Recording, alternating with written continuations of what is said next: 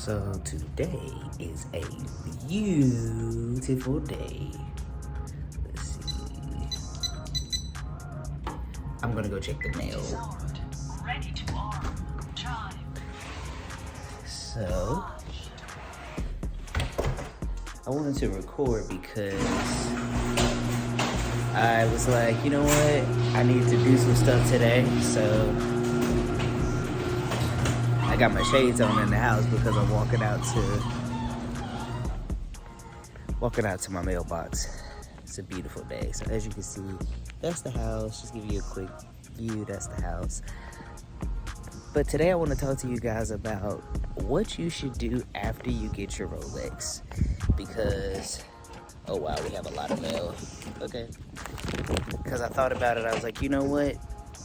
I got my watch and there's some things that I need to do to ensure that, you know, things run smoothly and that, hey, I'm honoring the gift that I was given, which is, again, my watch.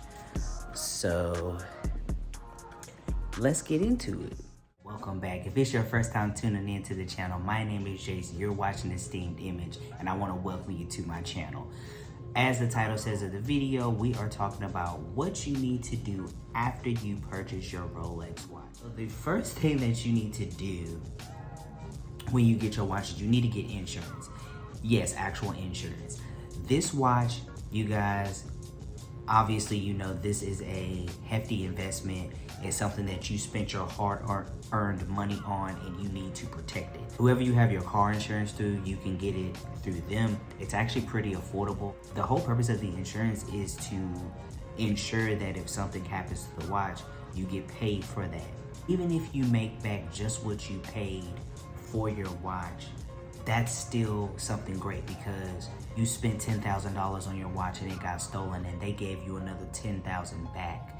You know, I'm pretty sure that you can go buy another one or at least put that one on another watch, but you have your money back. You may not get the actual value of the watch because at that, depending on when it is, the value of that watch may have doubled, tripled just because of how the market is.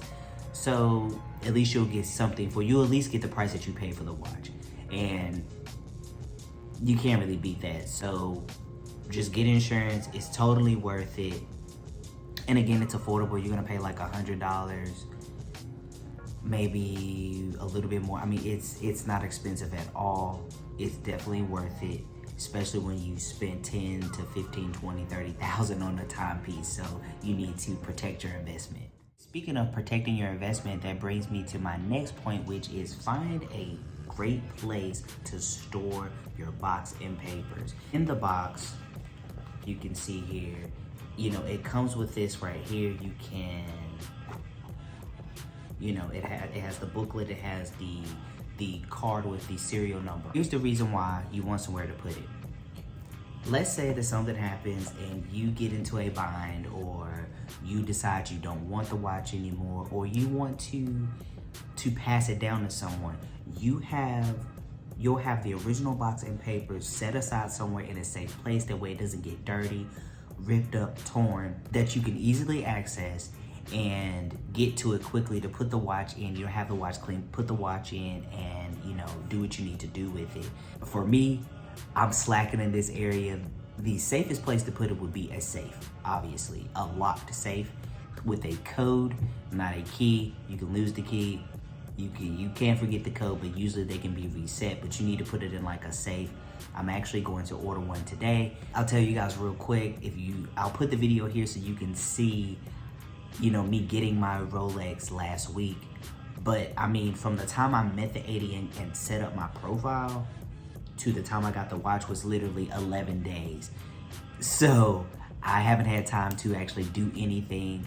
And the tips that I'm giving you are actually tips that Bert gave me to do with my watch that I'm working on now. But for this, I need to get on Amazon and purchase a quality safe to put this in, and some other items, some other luxury items that we have. A pro tip about the safe, it needs to be fireproof. That way, if your apartment or your house, you know, does catch fire, that can be saved. You know, you may have to offload that jewelry or something like that, that could be a couple $1,000s to help you along the way. You never know. So that's also a great investment, is a fireproof safe to protect your watch. The next thing that I need to do is to actually buy a case, a watch case that has a winder inside of it. That way the watch can, you know, I can set it in and to keep the watch going so it doesn't die, if you will. And the reason why you want to do that is simply to, you know, keep the watch safe.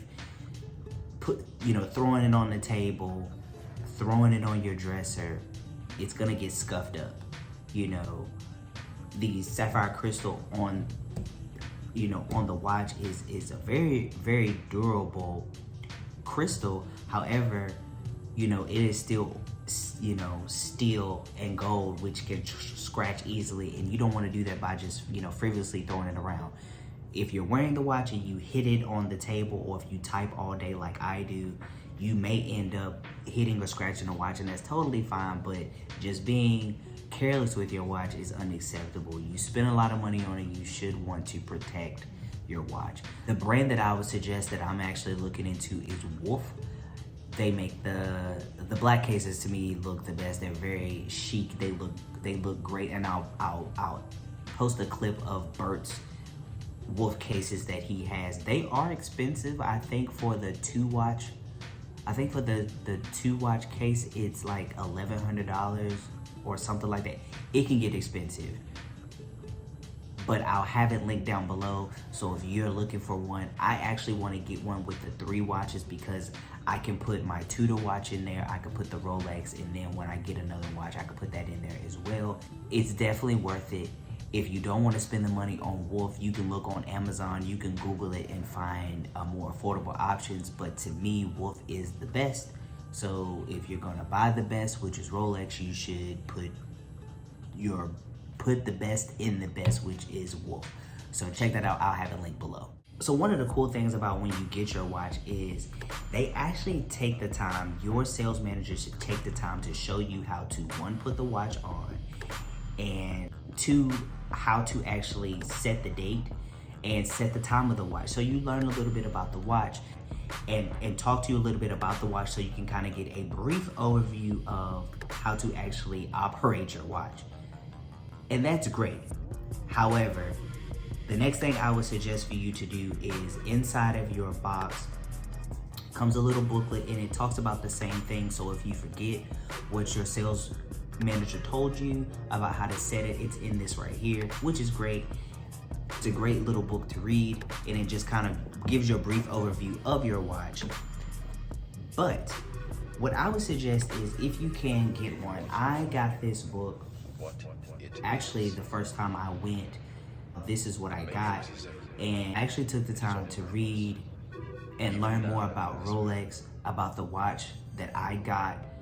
And I'm glad I did, because the one thing that you have to understand about your Rolex is you are a part of a club, and it is a wonderful conversation piece, and you need to know as much as you can. And you're like, well, why do I need to know about the watch? Well, you don't want to sound like a pretentious a-hole when you're like, yeah, I just bought the Rolex. Yeah, can you tell me anything about it? Like, yeah, and because there are people out here that are legit Rolex, well, not even Rolex, but legit watch geeks who know the ins and outs about the movement. Like, I found out some things about the movement that I didn't know, but it's because I learned more about my watch. Also, again, it's a hefty investment, so you should know everything about it. Be no different if I purchased a vehicle.